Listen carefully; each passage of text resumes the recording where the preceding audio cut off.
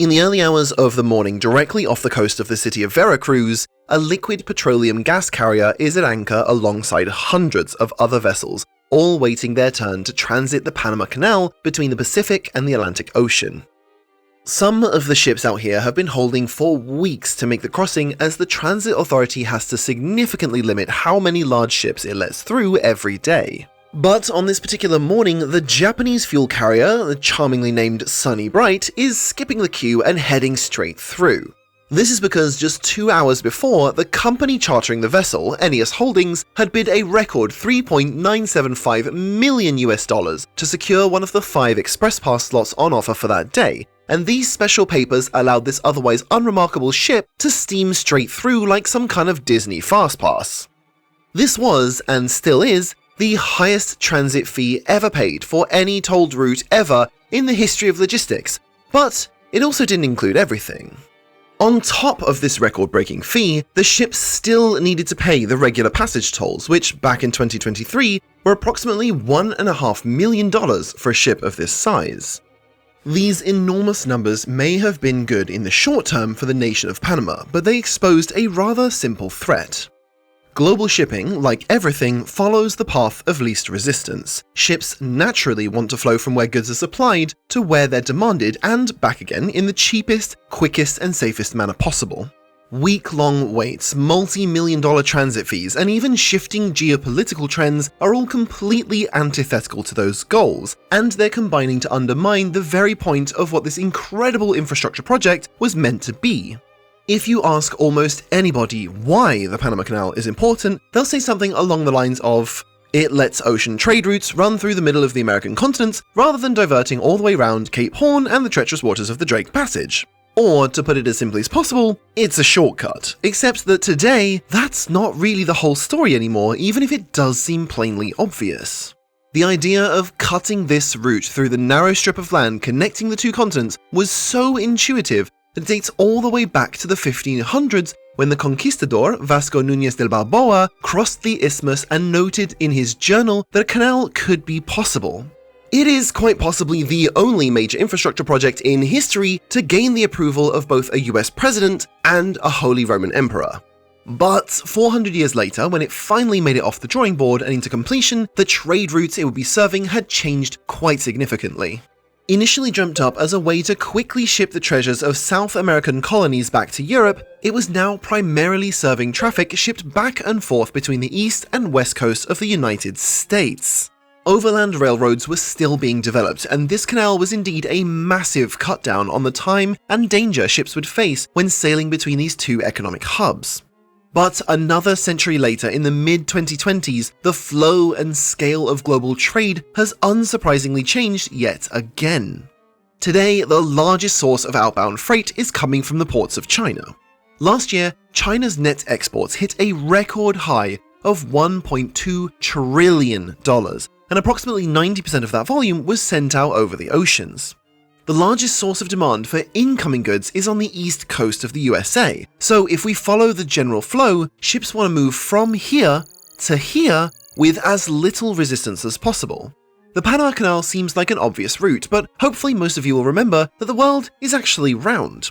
Going the other way round the Malacca Strait, the Suez Canal past Europe and across the Atlantic Ocean is only barely longer than going across the Pacific. The significant delays and the rising prices to transit Panama are increasingly acting like a kink in this flow, making this alternative route seem more and more attractive with every passing year. But the benefits don't stop there. The westward route passes by cheap fuel in Singapore, as well as major shipping ports in India and economic centers in Europe. Ships can pick up and drop off goods as they sail this route, making it easier to fill larger vessels. Oh yeah, and this route also allows for those larger ships.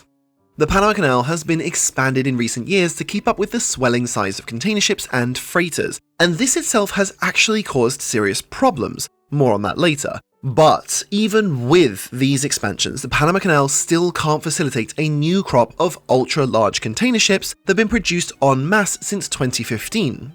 The biggest ships that can fit through the canal today top out at an absolute limit of 14,000 standard containers, But by avoiding this bottleneck and going around the other way, shipping companies can use ships that carry closer to 24,000 standard containers while requiring roughly the same crew and only using marginally more fuel. All this means that by taking this route, shipping companies have more opportunities to access more markets with more efficient ships without paying hundreds of thousands of dollars to traverse a passage that could significantly slow their journey down without notice, and all it costs them in return is around a 10% increase in total distance traveled. So with all this considered in the context of these modern-day global trade dynamics, it's less of a question of if the Panama Canal is dying and more of a question of how is it still alive? Well, fortunately for them, there are still some simple, practical economic forces on their side that will keep them in business, for now. This video is sponsored by Odoo. If you ever thought about opening your own business or want to improve your business operations to make this year your best year ever, you might want to take a look at this all-in-one management tool. With Odoo, you can speed up your day-to-day operations. Having your sales, inventory management, manufacturing, or marketing activities all on separate platforms slows down everything. But Odoo gathers all your activities into one single platform, enabling all your data to be shared automatically.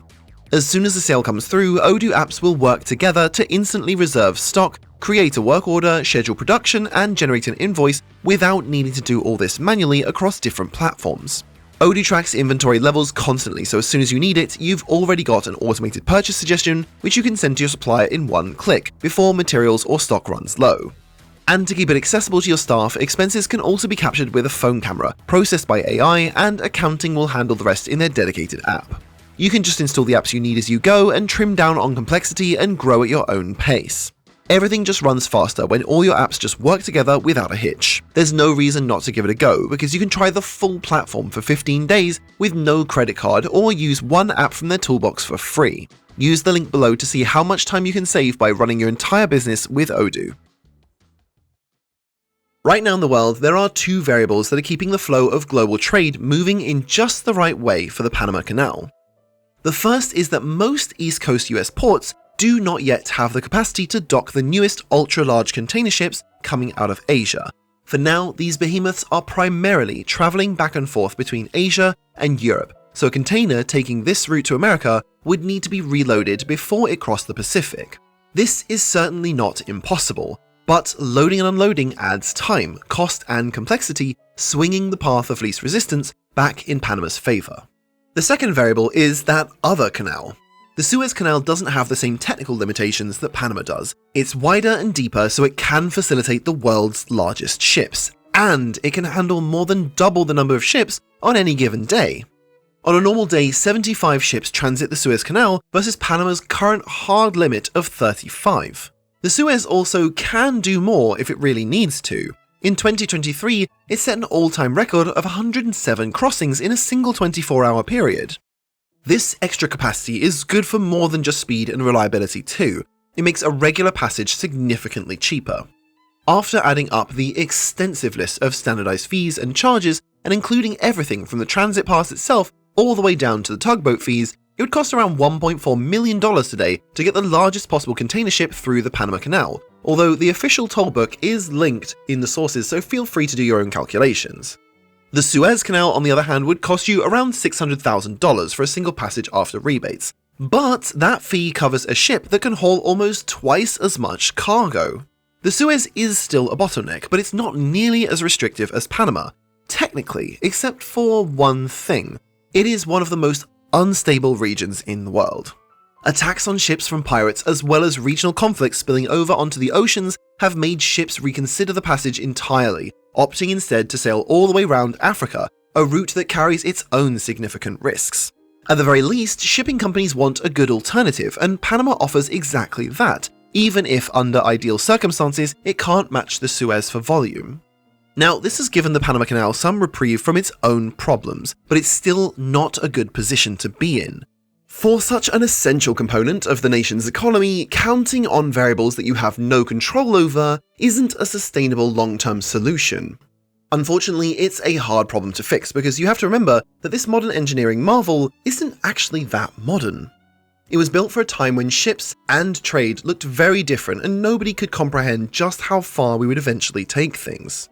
Since the Panama Canal opened 111 years ago, the total value of global trade has multiplied almost 1,000 times over. The world today is just far more economically interconnected than it ever has been before, and ships are the workhorses connecting most countries in the most economically efficient manner possible.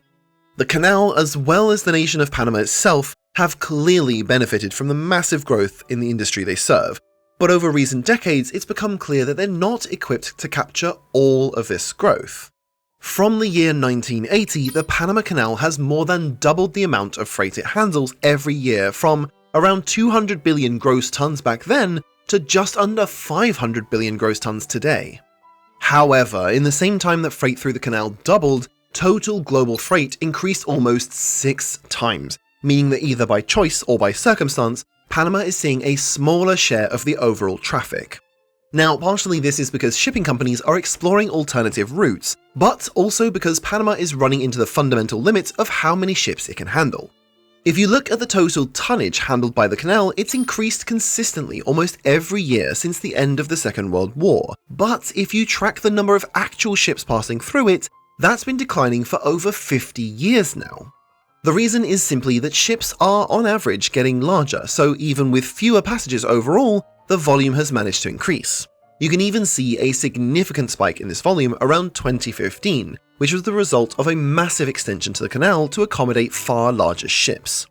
But this has now put the passage in a difficult position. Purely from a business revenue maximizing point of view, the Canal Authority would love to be able to lower their transit fees to get a greater number of larger ships through every year, and the infrastructure can clearly handle more volume because even before the extra locks were added, there was a time when an extra 2,000 ships passed through every year. But the limitation now is water. The majority of the canal actually sits above sea level, taking advantage of the dammed up Gatun Lake to cross most of the landmass. This works by bringing a ship into a series of locks. At the first level, water is let in to equalize with the second level, and then again until it's elevated 28 meters to the lake, and then on the other side the whole process is done in reverse.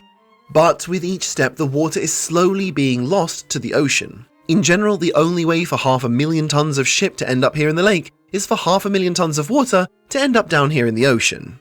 Now, new water-saving features like pumped basins that were installed with the extension have cut down on this water loss, but in general, the total volume of cargo that can pass through is directly proportional to the total volume of rainfall the country receives to refill this lake. This means that they've effectively hit the limit of what this system can carry every year, and that's before considering periodic weather patterns and the fact that this is also the freshwater drinking supply for most of the country's population. Back when the canal was first constructed, ships were comparatively tiny, and there were far fewer of them roaming the world's oceans. At this time, it would have been almost inconceivable that enough ships would pass through the canal that would materially impact the water levels on this lake. But it has, and if global trade continues to grow while the canal stays at its natural capacity, then inevitably their slice of the overall global trade pie is going to get smaller and smaller. Although the thing is, that by itself isn't actually the problem. With more ships conducting trade in the world's oceans going up against a fixed supply of passages that can be made, this is a classic case of demand outstripping supply, letting Panama charge more for every crossing. As an inevitable result, revenues have increased even though total volume hasn't. And yes, in extreme circumstances, this is how companies end up paying more than $4 million for a one-way passage. But this can only work for so long. Shipping companies know that this bottleneck is unlikely to get better or cheaper anytime soon, so they're planning out alternatives to relieve the pressure.